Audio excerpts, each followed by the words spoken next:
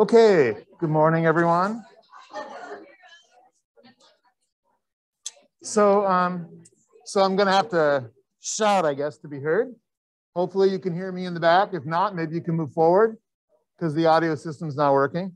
Yes, we're in the last 2 weeks of the first quarter of 21-22. I got a few readings up for you.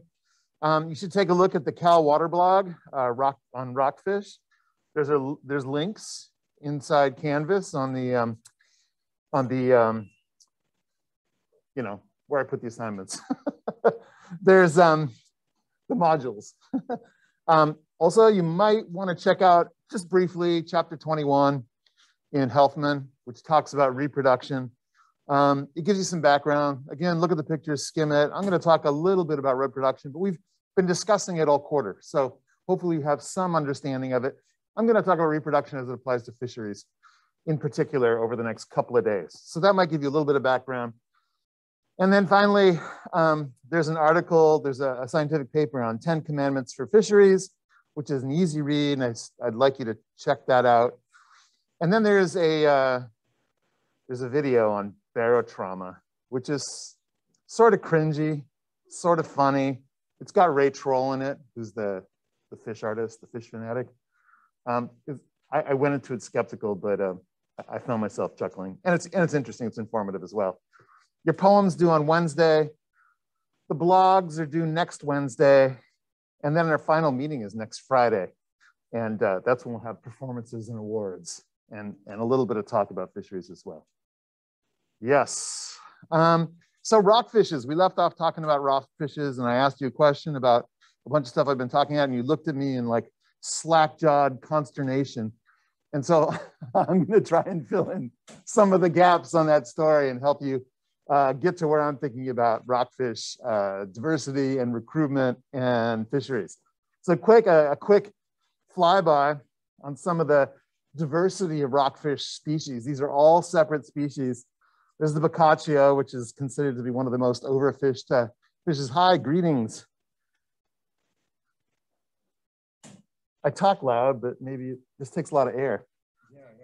You know what? A lot of times I pushed every button. The receiver gets shut off. I pushed every button but that one. Unbelievable. I can hear myself now. Thank you so much. You have the magic. We see that. The magic touch. I think you just need big arrows applied. Press here. Thank you. Okay, is that too loud? Not loud enough. That's good. Okay. So this is the Boccaccio, one of the most overfished species. Whole assemblies of these were overfished throughout the 80s, 90s, and into the 2000s. Blue rockfish. I'm just going to kind of swing through. The calico rockfish, one of the smallest rockfish, is super cool. Widow rockfish, one of the overfished species. Yellowtail, olive, vermilion rockfish, unbelievably beautiful. The canary rockfish. The yellow eye rockfish, this is the one species that is still not rebounded under new management scenarios that I'll talk about today. And this is also interesting over here on the right, because it shows an octopus inside a yellow eye rockfish inside of a giant carnivorous lingcod.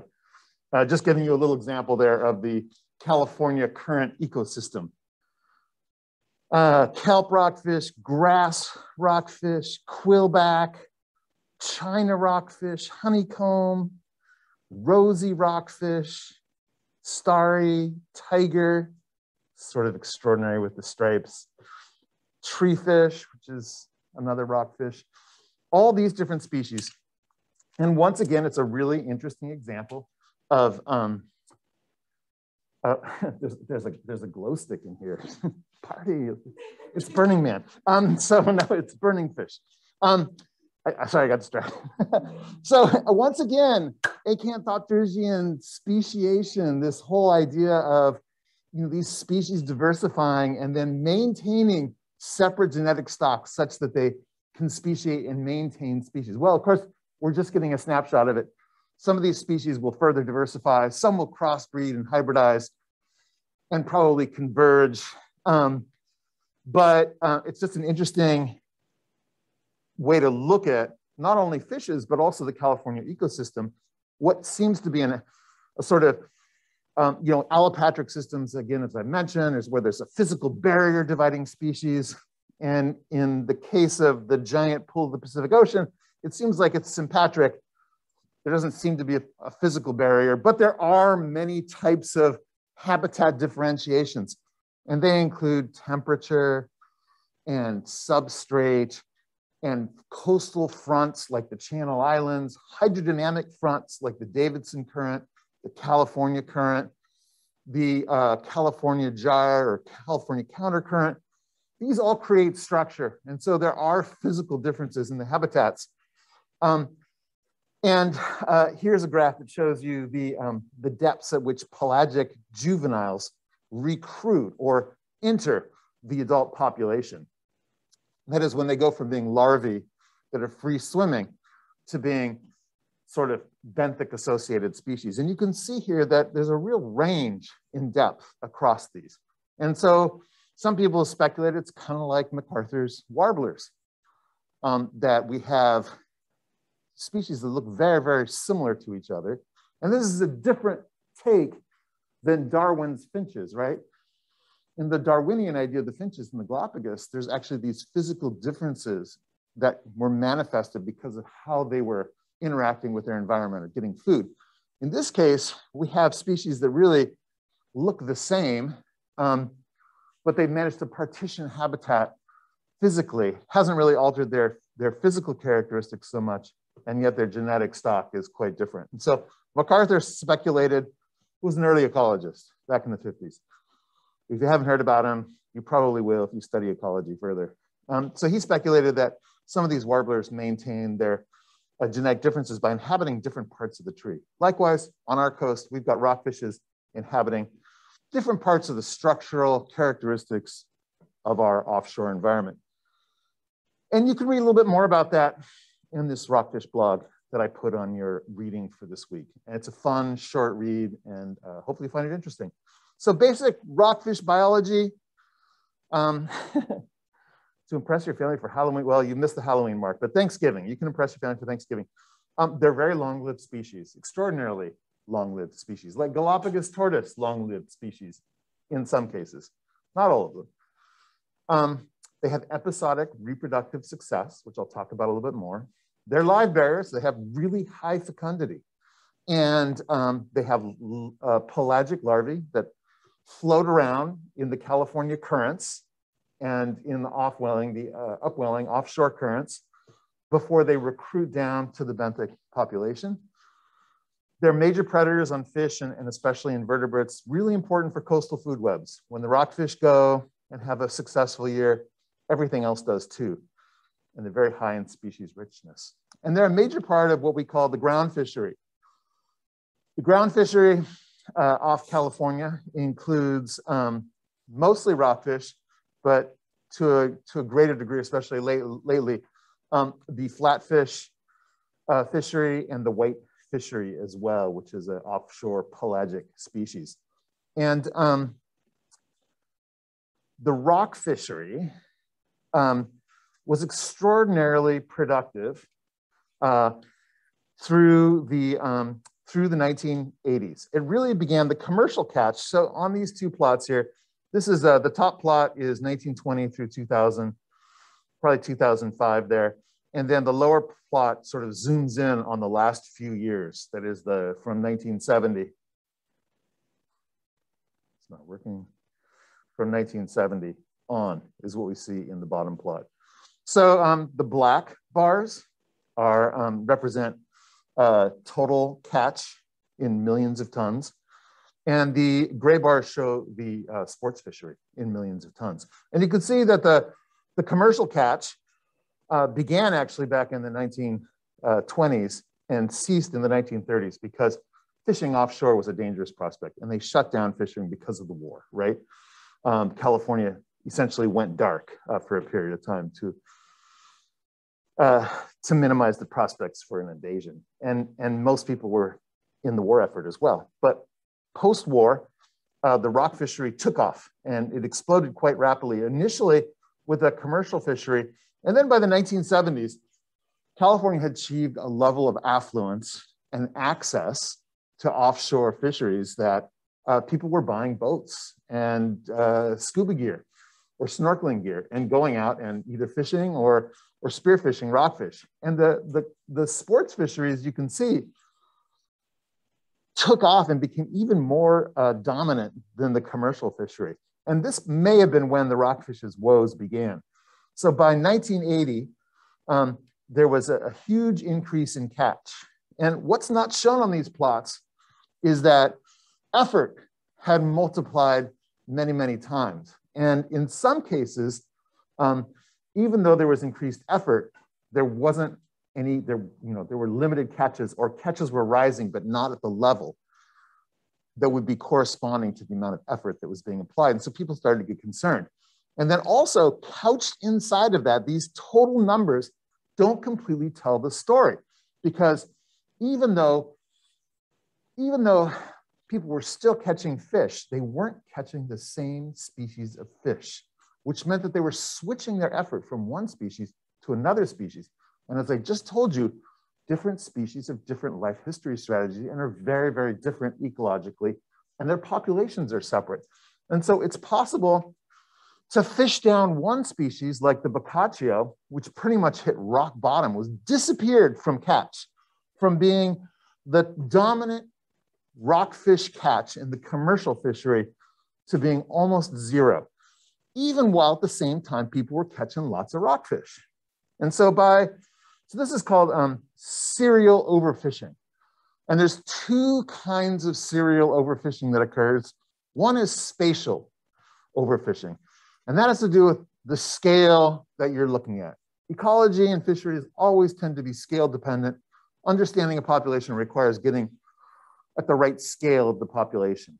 And so in the case of the plot here, these are Pacific Ocean perch, I believe, in the net here. That's a pretty clean catch. There's a few different species popping up here. But that was, anyway, that's what that is. But on the right here, we have total pounds of rockfish in the blue shading on the back. But you can see that different states are in different colors, and their effort is changing. So California and Oregon are in red and green, and they kind of peaked in the early 80s before their catch started dropping.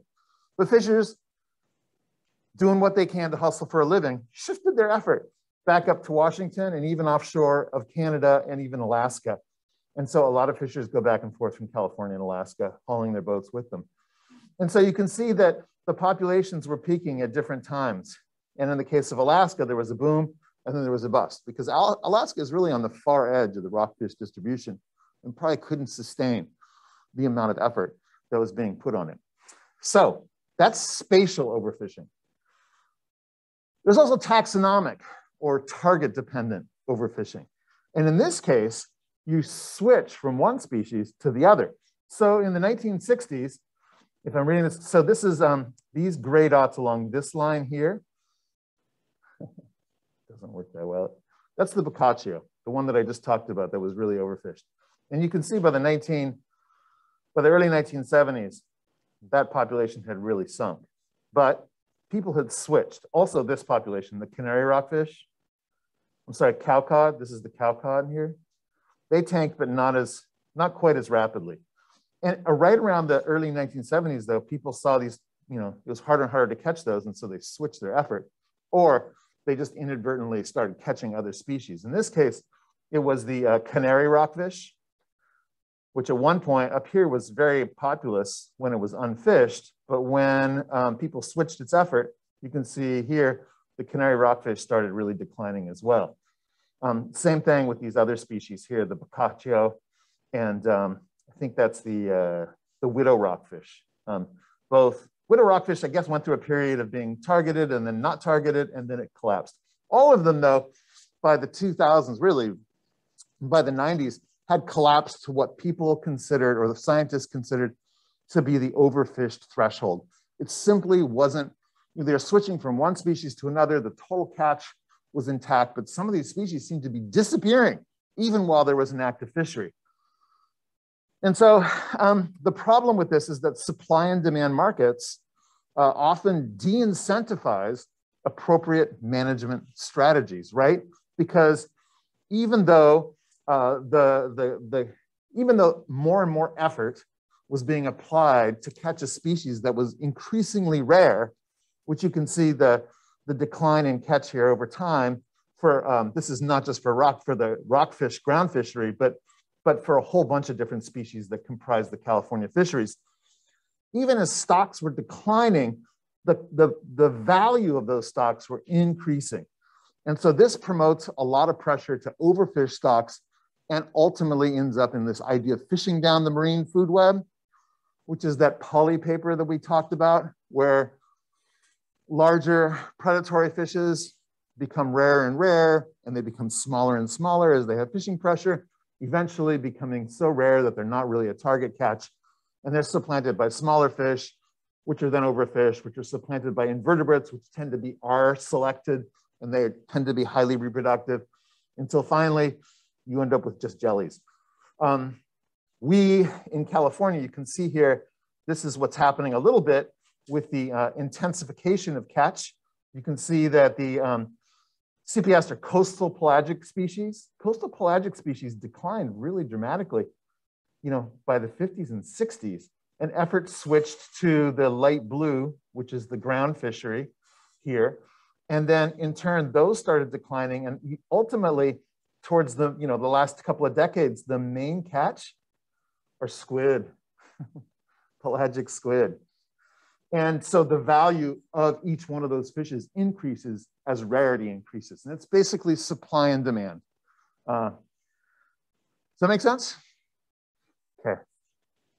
So at any point, by the 1970s, the United States became much more aware of limitations of environment. And ironically, we had a very conservative president who was much more liberal than the current administration. That was Nixon. And then Jimmy Carter following that. And during that period, a lot of really progressive legislation was passed, including the Endangered Species Act, the Clean Water Act, the Clean Air Act. And in 1976, the Magnuson-Stevenson's Fisheries Management and Cautionary Act was passed, which took control of ground fisheries and offshore fisheries away from states.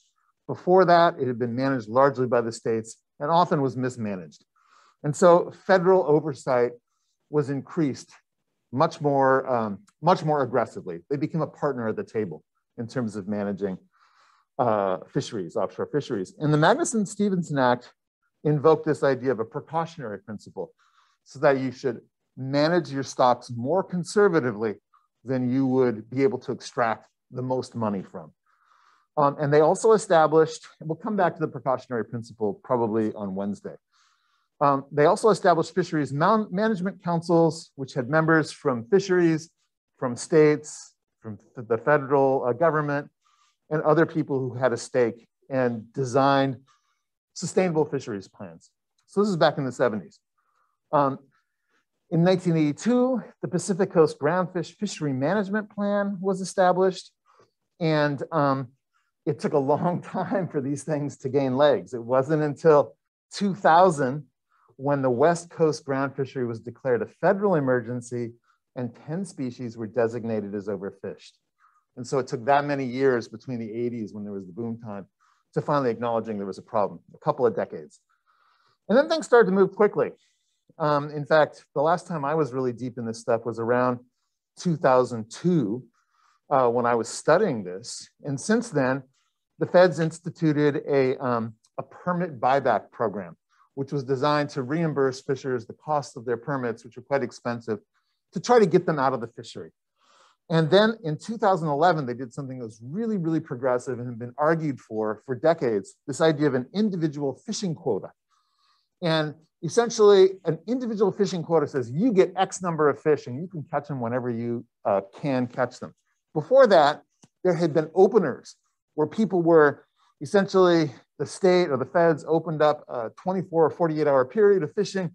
People went out and broke their necks to try and catch as many fish as they could. And they bring them back and there'd be a stock assessment, how much catch had happened. Well, it was really dangerous. It was really expensive. And it was kind of a stupid way to manage a fishery because you don't have any idea until everyone brings their catch back, how much they hit, how much they nailed. The individual fishing quotas were a super progressive way to just give people an allotment and they could expect what they were going to earn each year. And it meant that they may not hit it big. And so there was a lot of resistance to this idea because, you know, it's the American boom or bust thing. You know, it's the gold mine kind of thing. It's you know, you try to strike it rich. But it gave people in exchange a sense of security, fishers in particular. And as a result of that and some changes in gear types, by 2020, all but one, that yellow eye rockfish, seems to have recovered. And the main thing that's driving it, and you can see on this plot here, is on the y-axis here is time from, you know, old to more recently. And you can see the width of the bars along the x-axis show the magnitude of participation in the fishery. And so the whiting fishery and then the groundfish operations, both for the commercial as well as the, well, this is mostly for commercial, I'm sorry, it doesn't include sports fishers. But basically you can see over time, these fisheries contracted hugely. And so that was the key thing, is finding an equitable way to contract the fishery and reduce effort and strain on the populations. So the key elements of the rockfish management strategy included that last bit, downsizing and implementing the individual fishing quotas for the commercial fishery, strict limits for the sports fishery, which I'll get to in a little bit, and then dealing with the idea of barotrauma for fishes. Apparently a lot of fishes were dying in the sports fishery because people would catch non-target fishes that were protected, and they'd release them and they'd just be floating and they would die. And so there are more effective ways possibly of maintaining, of getting those fish back down to depth so they don't die. And then finally, marine protected areas. And there's a short video here that I'm gonna play. So I think it's worth seeing about the recovery effort. In the early 2000s, what the practice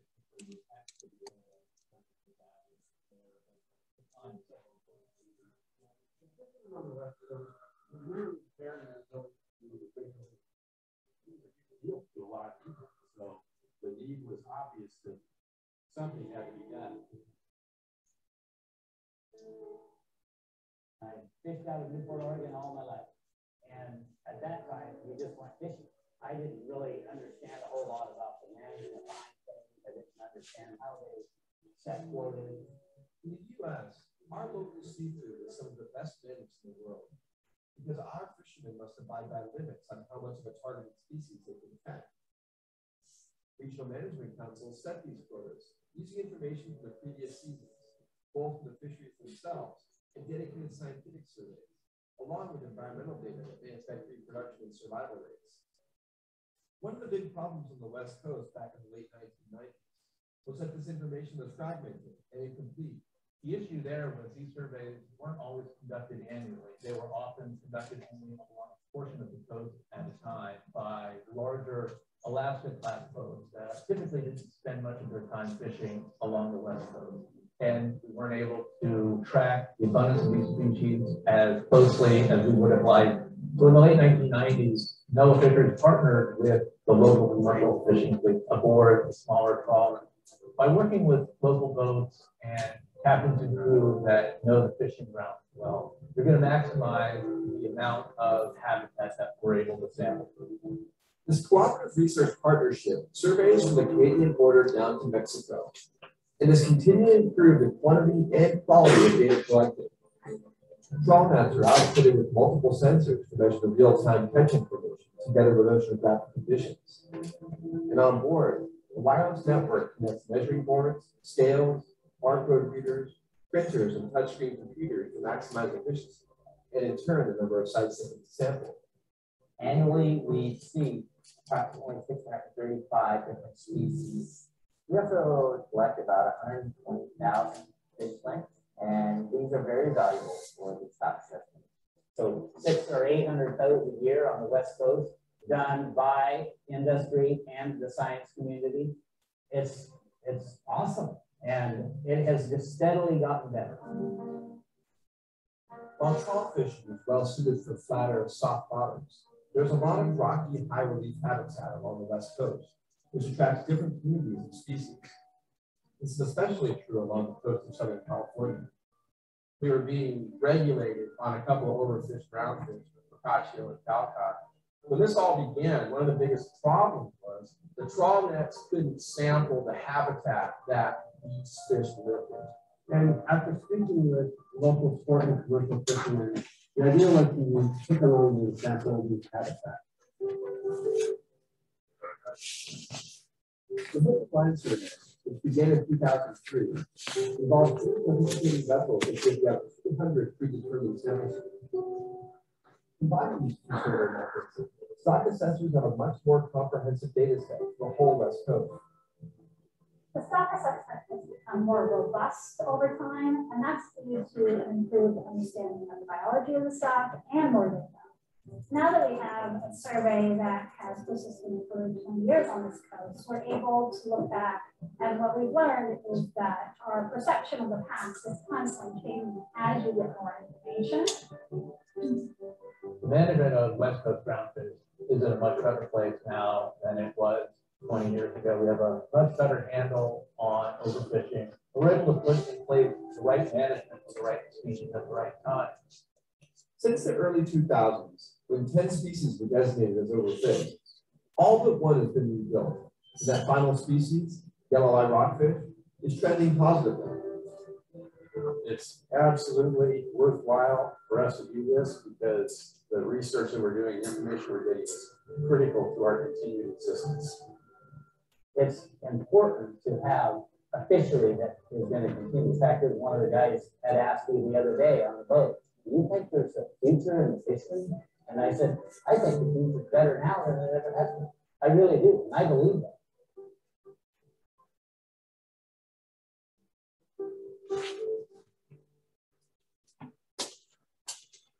So heartwarming. Do I believe all that? I don't. That's government propaganda, right? So, but it actually is a very informative video, and it does show a successful program. There are very good people working on the rockfish problem for many decades, and they understand a lot about rockfish. And I do think the fishery is in a good position. But some of the comments that you heard on there also raised some questions about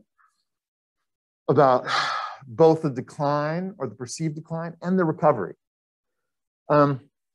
Oh, same video. So, but one of the things I want to highlight is that this catch share program has developed a lot of control, like really finely regulated control over the program. It's essentially, these are individual fishing quotas, and they use observers and catch monitors to help control or essentially help monitor whether people are cleaving to their share quota, right? So this is the observer program. It is available to you, and in fact, it relies upon young, recently graduated students primarily who want to get some experience. And that's who you saw in the video, people taking fish measurements to understand the lake frequency, age, size, structure of the population. You saw people collecting otoliths, the little white thing they plucked out with tweezers dropped in the jar. Otoliths to be able to establish a relationship between age and length, and be able to age the size, or excuse me, able to age the age structure of the population. They were taking weights as well to develop those relationships and figure out just how much biomass is in the population. They cut open fish and they sample the gonads and develop some understanding of spawning and fecundity and all these things. And it pays bucks. I did it up in Alaska, and I have to tell you, it was pretty rough on me.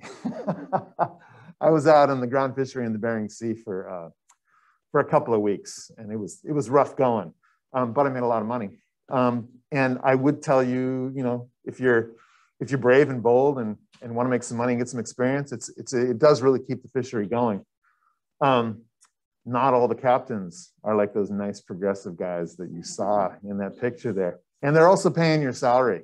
So, you know, if you show up late because you got drunk the night before, they'll pretty much beat you with a fire hose. So it's a rough industry, but if you're looking for adventure, it does keep the fishery intact and going. And you could see a spectacular slice of California you wouldn't otherwise.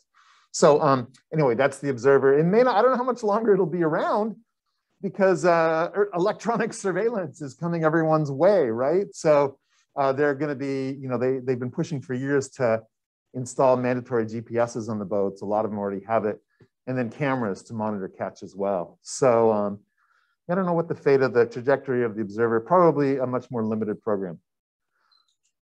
Sports fishery regulations for rockfish. The recreational fishery is open year-round to divers and shore-based anglers. Boat-based anglers are slightly more constricted, but not much, from March through December. And you cannot take deeper than 600 feet. So they want to preserve those deep sea stocks, the deep ocean stocks. And your daily bag limit is 10 fishes in combination with all species. So they're doing a multi-species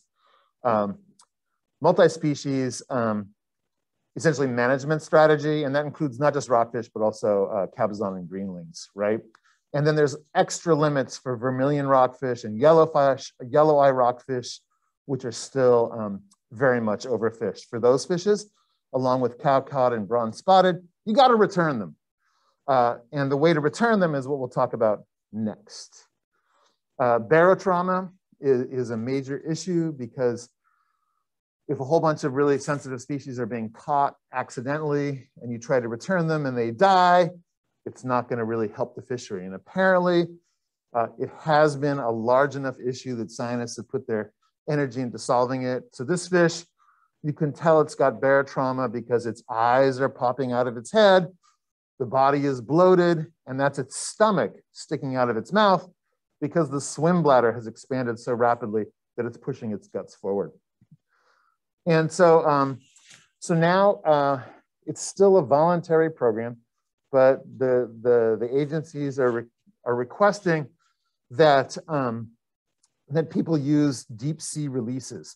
And what these are, basically, they're a pair of jaws that clamp onto the fish's mouth, and then through various means they can be released. Either you have a weight on the bottom that hits the bottom and does a release, or you send a runner down, or you shake it a little bit, or you turn a basket upside down with the fish in it, you kind of drop it over the edge, and you send it down to the bottom. And presumably the rate of recovery is quite good. On the bottom graph here, you can see the proportion of initial mortality. You can see, and the depth. So you can see that initial mortality does increase with fishes that are returned to depth, but that there is some success at lower depths, which is one of the reasons that they don't want you fishing in deep waters, is because you have less success at returning traumatized fish successfully. You know, how they evaluate this is really suspect to me. Like, how long? You know, they send a camera down and they watch a fish swim away. How long before it really, you know, dies, or if it's less successful in reproducing? I don't know, but this is an attempt to try to mitigate it. And then you can watch this goofy video with Ray Troll, and you can get much more information than what I just told you about. In addition to being goofy, it's actually really informative. The other piece to the recovery plan was the installation of marine protected areas. And this is a map of the Southern California Bight. And it shows you the spread of marine protected areas that have really been installed in the past 15 to 20 years. Prior to that, they were a very rare thing.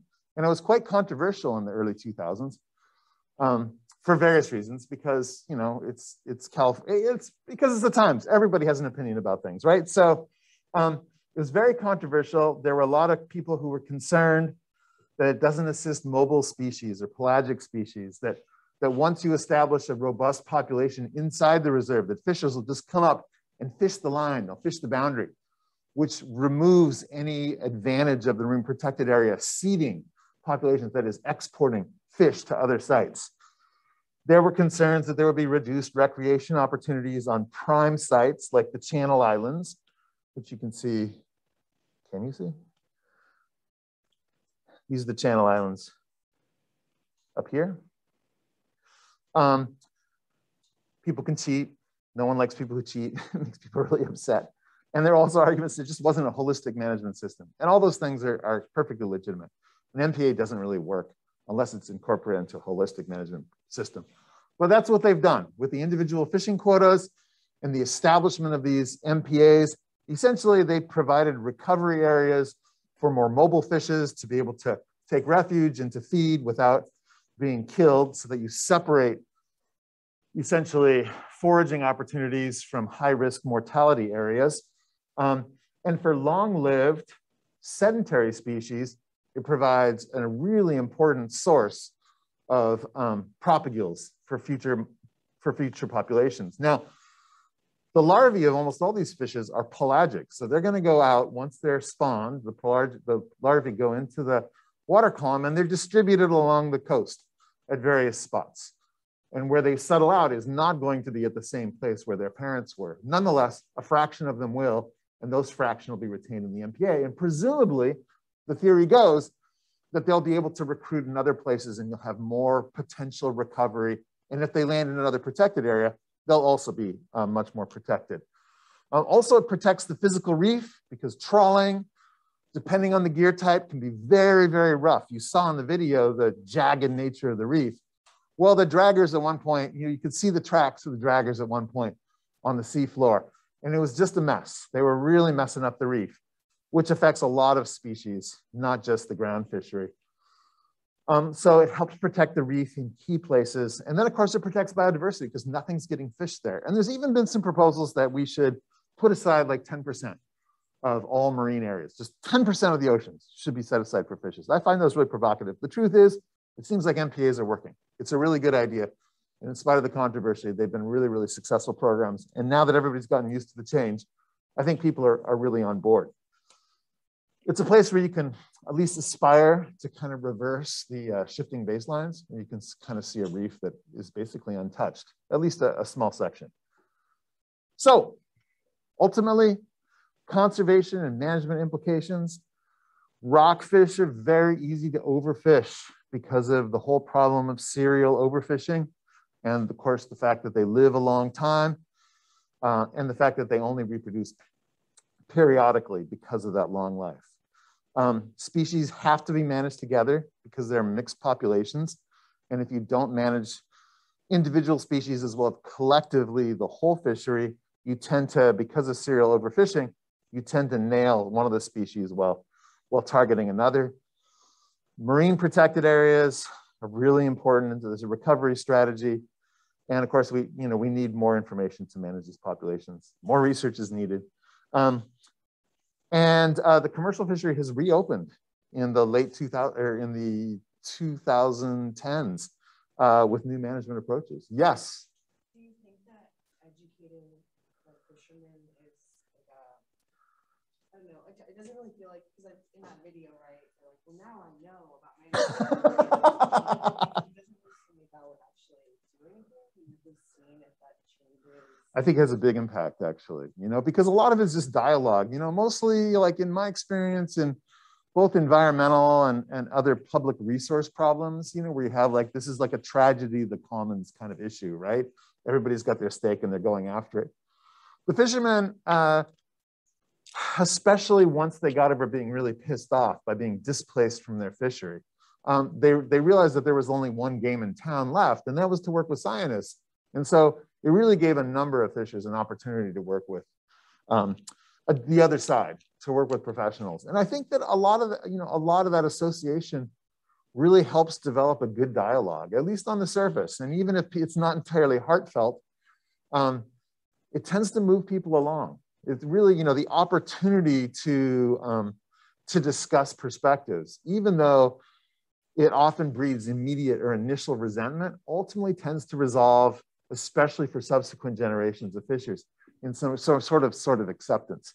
And this was true of the cod fishery as well back east. I mean, people were really, really angry about their livelihoods being cut, but the fact with the cod fishery is it was collapsing. It was going to get cut one way or another. And so they started picking up cod fishers to work with scientists. And I think they really appreciate that. One, it was a source of income, but not everyone wanted to do it. So there was still a portion of the population that was really angry. So it's a, it's a process. It's not a solution. And I think there's ongoing issues with the rock fishery. And I'll talk about that in a bit. To answer your question?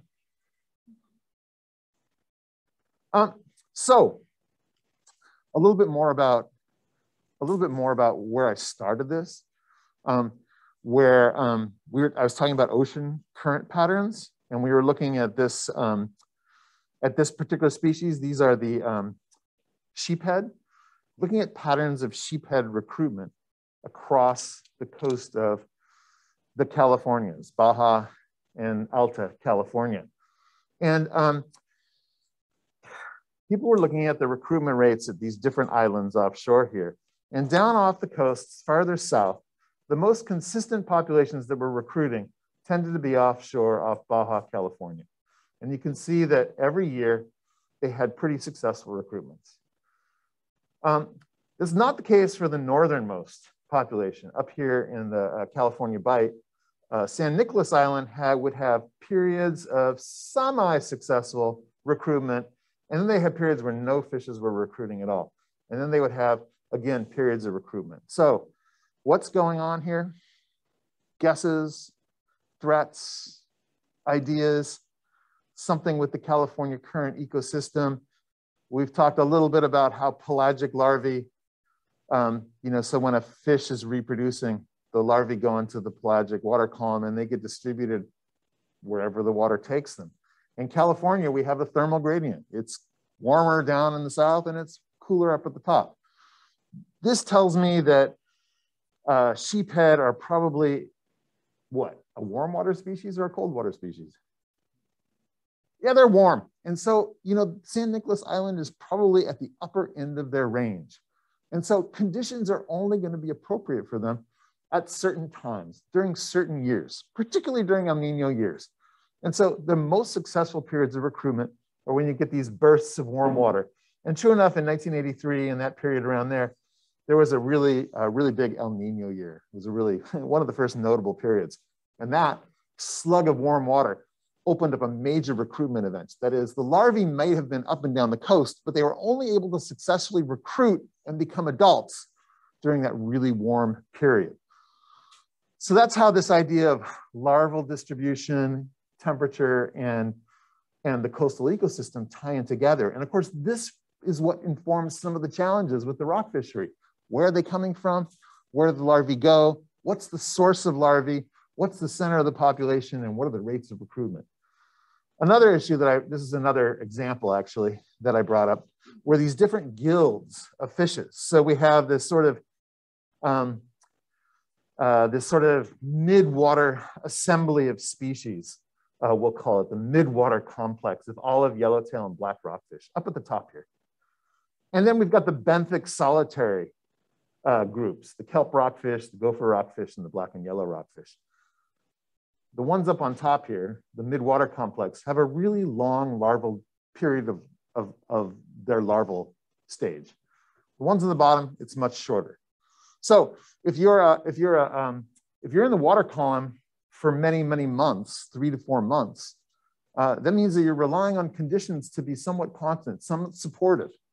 And so years, what kinds of conditions tend to benefit larval plankton, larval ichthyoplankton on the California coast? Years when we have, what's the main feature of the California coast that only happens in a few places of the world and makes it very rich? It's upwelling. That's my lead-on question. Upwelling, right? When you get that slug of water that gets moved offshore because of the winds and the Coriolis effect, it brings all this water up from down below. It's very nutrient rich and it feeds these blooms of phytoplankton and zooplankton. And so during periods of strong upwelling, we would expect that those larvae, those long-lived larvae, are going to do really, really well during those periods. And they correspond somewhat with La Nina years, that is, cooling periods. Whereas the ones that are get in, get out are going to be better off on a variety of different kinds of years. So the benthic solitary might be well suited to periods where there's really not good upwelling conditions. That's the hypothesis. And some people dug into this using data, and they found that to some degree, this is true. So the mid-water complex, in this plot, which I showed you on Friday, the mid-water complex tends to do really well during periods of strong upwelling. That's what you see here, whereas the benthic complex down here does better on periods where there's less strong upwelling. And it has to do with the availability of resources and their ability to navigate it. You can imagine having being a larval fish and trying to make good during a period when there's just no upwelling happening, or when the upwelling is the wrong kind of upwelling. Well, your chances of dying are increased because you're there in the pelagic ecosystem for a much longer period of time. Another way of looking at this, done by Carr Sims, is on the bottom here, where they looked at the variation in recruitment from El Nino years, that is warm years, to La Nina years, which were cold years. Again, we can equate El Nino with poor upwelling conditions and La Nina with positive, good upwelling conditions. And we found that the benthic complex did better during those off years, those El Nino years, whereas the mid-water complex did really well. And during La Nada years, where neither one or the other was happening, we saw a, it's kind of a draw. So the key thing here is that the long ages of rockfish, these very, very long ages, they may be related not only to El Nino, La Nina cycles, but also to longer 20 or 30-year cycles that vary with the Pacific decadal oscillation. And so we can see that during these occasional periods, you'll get these big bumps like we saw for this previous slide here. For the sheephead, we got this big bump here, but it was many years before that happened, decadal or even multi-decadal. And if we look at cabezon and Boccaccio, and I'm going to finish here. If we look at cabezon and Boccaccio, we can see that cabezon are a fish. This is the southern and northern population. You can see that they recruit fairly regularly, somewhat consistent with the El Nino patterns. But the Boccaccio sometimes take decades before they successfully recruit. And this has to do with ocean circulation patterns. And I'm going to end on this question. If a species needs 30 years to successfully recruit, how can it recover in just 10? Because that's what the federal scientists in the videos told us. They said that the rockfish population effectively recovered within a 10-year window instead of the decades that they thought it would require. And so that brings up the question, if they're recovered, one, were they really in jeopardy? And two, if they are recovered, how would we really know? Because there's a problem there in terms of what data we have and what it really says about them, because this basic conceptual difference creates a kind of, it's a paradox, right? And so I'll talk about the paradox next Wednesday.